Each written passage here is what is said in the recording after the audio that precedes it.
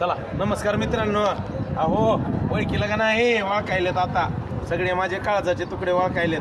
Goggle बी घातला तरी ओळखी देत. अहो दादा कुठून? सोलापूर. अरे बाया कुठून? सोलापूर. अरे दाद्या कुठून? सोलापूर. त्याचा आवाज थेट बायाची भेट सोलापूरहून.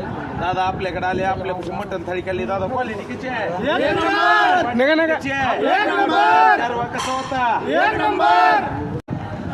चला पडायल्यात कालपासून लातूर जिल्ह्यात पावसाच्या सरी तरी भैया बसले नाही सोलापूरला घरी. सगळे काळजाचे तुकडे घेऊन आले थेट म्हणूनच मी म्हणतोय नका बसू घरी.